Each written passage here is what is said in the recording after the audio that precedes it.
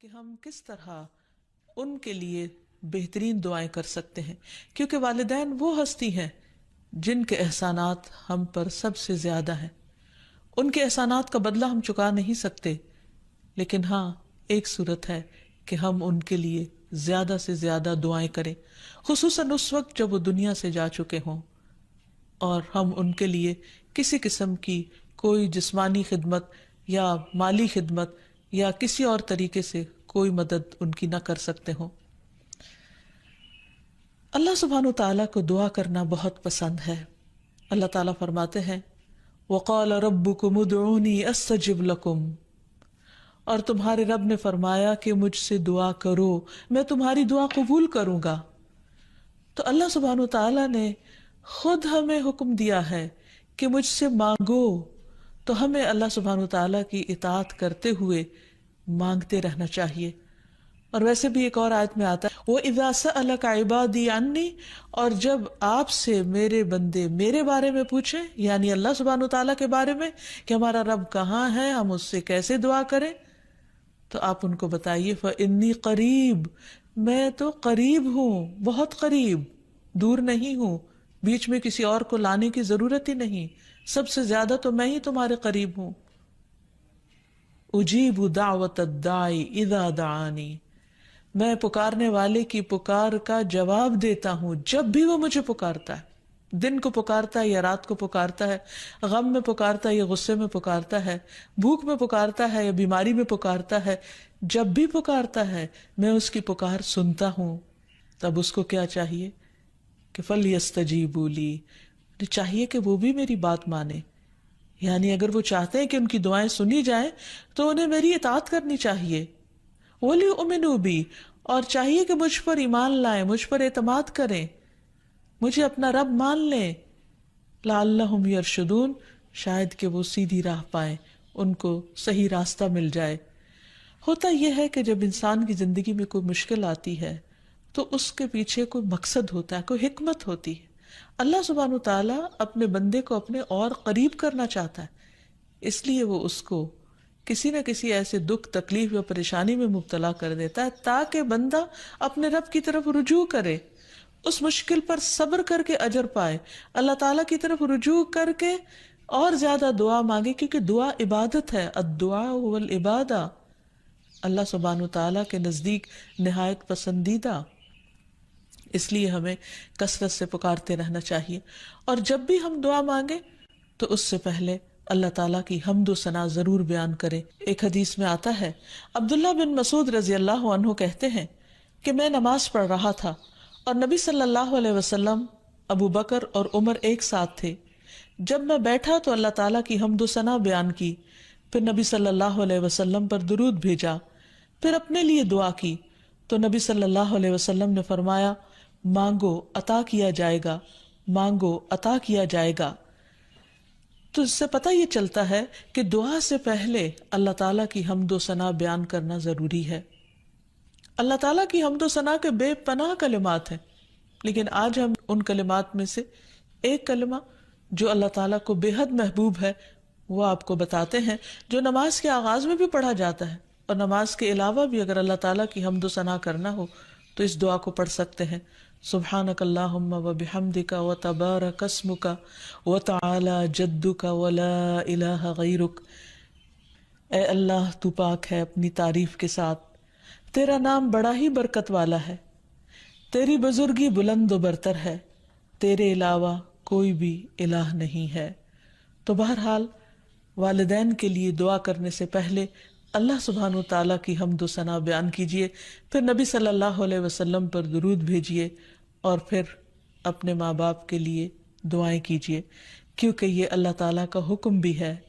وَقُلْ رَبِّ ارْحَمْهُمَا كَمَا رَبَّيَانِي صَغِيرًا، اور آپ کہہ دیجئے اے میرے رب ان دونوں پر رحم کیجیے، یعنی والد پر بھی اور والدہ پر بھی، جیسے انہوں نے مجھے چھوٹا سا پالا تھا، بچپن میں پالا تھا، جب میں نہ خود کھا سکتا تھا نہ پی سکتا تھا اور نہ خود اپنے آپ کو صاف کر سکتا تھا، تو انہوں نے دن رات بغیر کسی وقفے کے میری خدمت کی۔ تو اے رب اب جب کہ وہ بڑے ہو گئے ہیں، وہ تیری رحمت کے محتاج ہیں، تو ان پر رحمت فرما اور ان کی مشکلات آسان فرما۔ پھر اسی طرح والدین اگر زندہ ہو تو بھی دعا کی جائے، اور اگر وہ فوت ہو جائے تو وہ اور بھی زیادہ دعاؤں کے مستحق ہو جاتے ہیں۔ جب برزخ میں والدین کا درجہ بڑھا دیا جاتا ہے، یعنی بلند کیا جاتا ہے، تو وہ پوچھتے ہیں کہ ہمیں درجے کی یہ بلندی کیوں کر حاصل ہوئی؟ تو انہیں بتایا جاتا ہے کہ یہ تمہاری اولاد کی دعا کی وجہ سے۔ ویسے بھی جب انسان فوت ہو جاتا ہے تو اس کے اپنے عمل کا سلسلہ ختم ہو جاتا ہے۔ تین چیزیں مرنے کے بعد بھی فائدہ دیتی ہیں، جن میں سے ایک صدقہ جاریہ ہے، دوسرے ایسا علم جو انسان اپنے پیچھے چھوڑ جائے جس سے لوگ فائدہ اٹھائیں، اور تیسرے ولد صالح یدعو لہ، نیک اولاد جو اپنے والدین کے لیے دعائیں کرے، یعنی بیٹے کی دعا یا بچوں کی دعا اپنے والدین کے حق میں قبول ہوتی ہے، اس لیے خوب خوب دعائیں کرنی چاہیے۔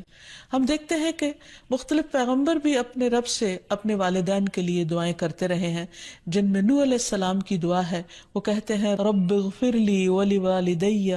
ولمن دخل بیتی مؤمنا وللمؤمنین والمؤمنات، اے میرے پروردگار مجھے بخش دے اور میرے والدین کو بخش دے،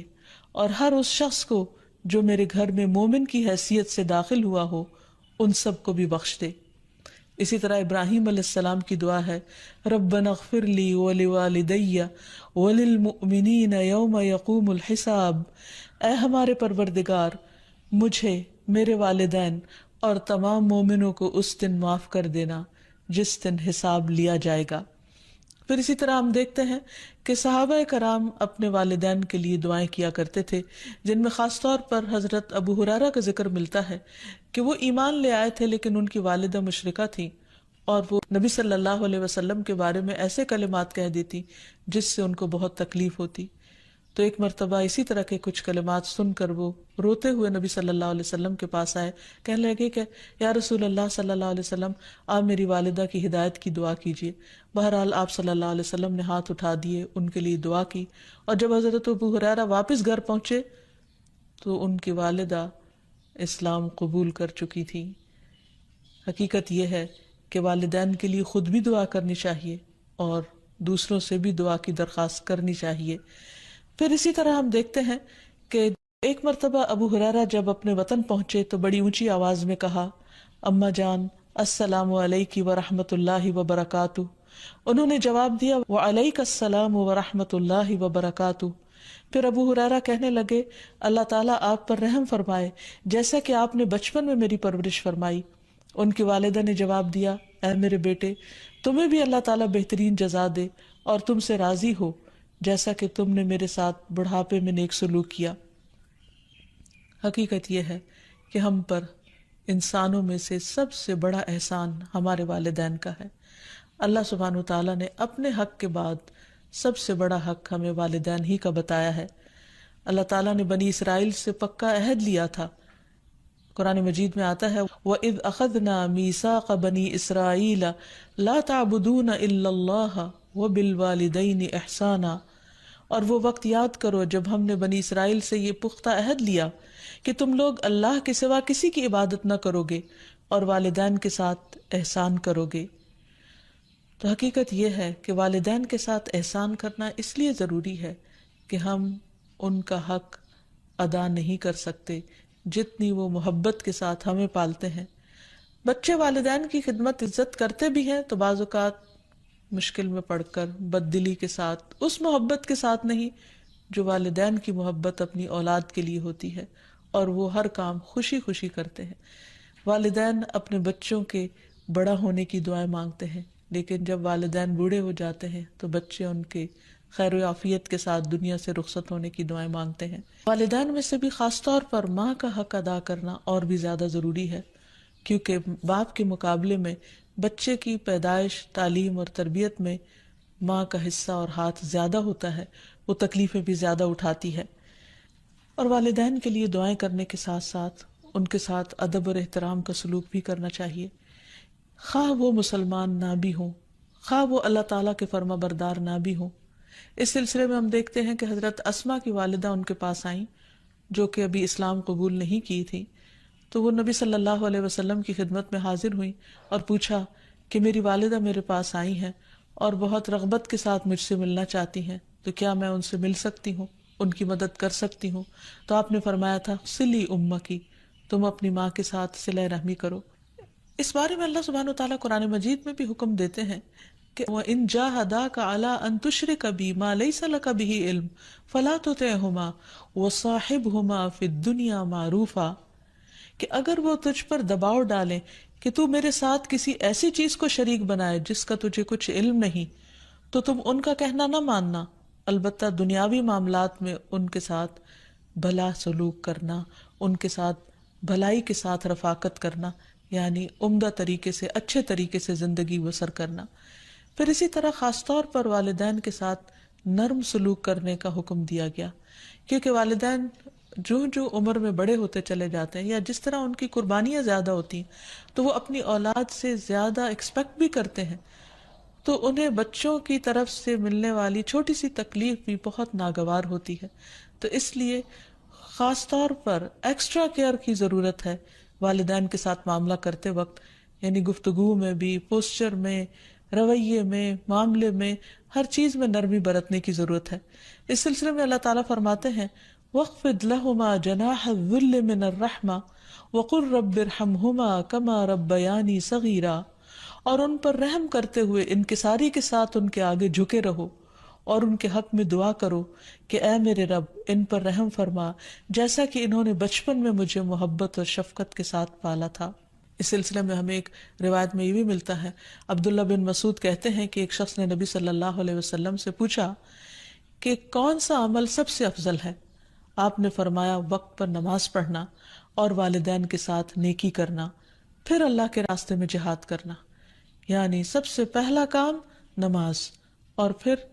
انسانوں میں سے والدین کے ساتھ حسن سلوک۔ لیکن عام طور پر والدین کو اولاد کے ساتھ شکایت ہی رہتی ہے، کیونکہ بعض اوقات لوگ نماز بھی پڑھ لیتے ہیں، صدقہ خیرات بھی کر لیتے ہیں، لوگوں کے ساتھ اچھی طرح بھی معاملہ کر لیتے ہیں، لیکن والدین کے ساتھ ان کا وہ شفقت اور محبت کا معاملہ نہیں ہوتا جس کو وہ ڈیزرو کرتے ہیں۔ آپ دیکھیے کہ آیت میں کتنی تاکید کے ساتھ کہا جا رہا ہے کہ وَاخْفِضْ لَهُمَا جَنَاحَ الذُّلِّ، کہ تم اپنے پر یعنی اپنے کندھے ان کے سامنے عاجزی اور انکساری کے ساتھ جھکا کے رکھو، یعنی جب ان کے سامنے بیٹھو یا کھڑے ہو یا بات کرو تو اس وقت بھی تمہارے اندر ایک خاص قسم کا جھکاؤ ہونا چاہیے۔ پھر اسی طرح یہ ہے کہ والدین کو اف تک کہنے کی اجازت نہیں۔ بعض اوقات انسان کا اپنے والدین کے ساتھ ڈس ایگریمنٹ ہو جاتا ہے، کسی بات پر اختلاف ہو سکتا ہے، وہ دین کا معاملہ ہو سکتا ہے، وہ دنیا کا معاملہ ہو سکتا ہے، وہ سوچ کا فرق ہو سکتا ہے، وہ جنریشن گیپ ہو سکتا ہے، وہ کوئی بھی چیز ہو سکتی، لیکن اس میں اولاد کو یہ حق نہیں دیا گیا کہ وہ والدین کے ساتھ بدتمیزی کرے۔ ہمارے دین نے ہمیں یہ سکھایا ہے کہ وَلَا تَقُلْ لَهُمَا أُفٍّ وَلَا تَنْهَرْهُمَا، کہ تم ان کو اف تک نہ کہو اور ان سے ڈانٹ کر بات نہ کرو، وَقُلْ لَهُمَا قَوْلًا كَرِيمًا، اور ان کے ساتھ جب بات کرو تو بہت عزت کے ساتھ کرو، احترام کے ساتھ کرو۔ پھر اسی طرح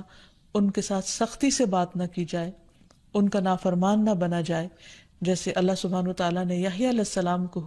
یہ حکم دیا تھا، یا یحییٰ خذ الکتاب بقوہ وآتیناہ الحکم صبیا وحنانا من لدنا وزکاة وکان تقیا وبرا بوالدیہ ولم یکن جبارا عصیا۔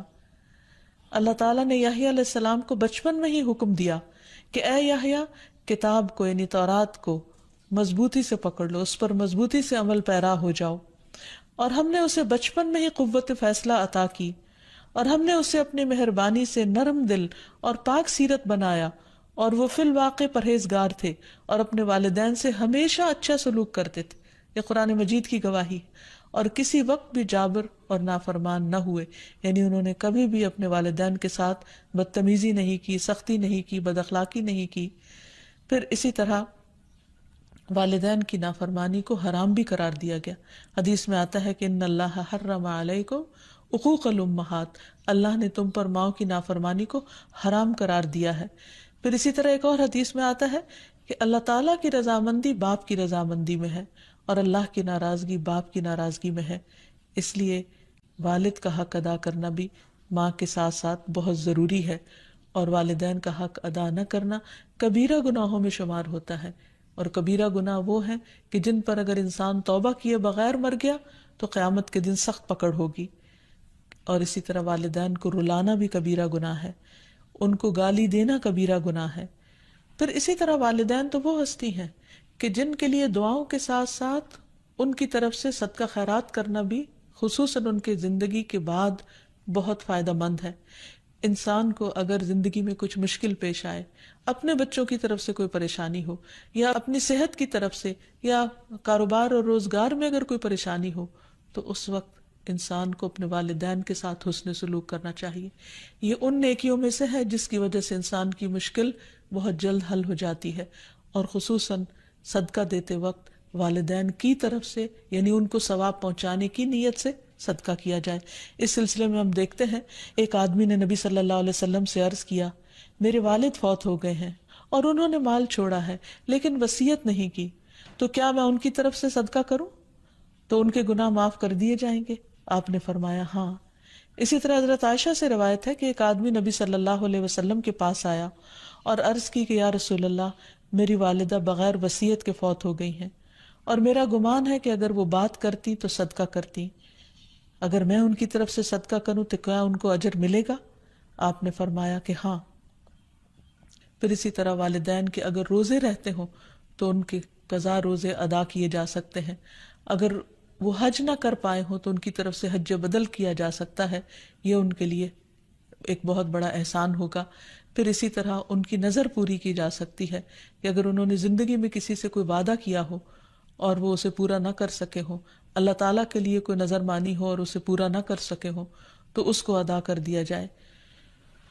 تو خلاصہ یہ ہے کہ انسان اپنے والدین کے ساتھ جو احسان کر سکتا ہے اس میں جب وہ زندہ ہوں تو ان کا دل خوش کرے، ان کی خدمت کرے، ان پر اپنا مال خرچ کرے، ان کی اطاعت اور فرما برداری کرے، خواہ وہ اللہ کے فرما بردار ہوں یا نہ ہوں، ان کے ساتھ حسن سلوک کرتا رہے. جب وہ فوت ہو جائے تو ان کی طرف سے صدقہ خیرات کرے، والدین کے دوستوں کے ساتھ حسن سلوک کرے،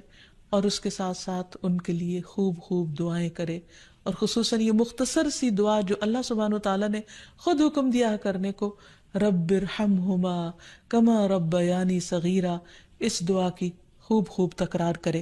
اور ان کی بخشش کی بھی دعا کرے. اور آخر میں ہم سب دعا کرتے ہیں اپنے والدین کے لیے کہ اللہ تعالیٰ ان پر اپنی رحمتیں فرمائے اور ان کو اپنا پسندیدہ بنا لے، اور اگر وہ دنیا سے جا چکے ہیں تو انہیں جنت میں اعلیٰ مقامات عطا فرمائے.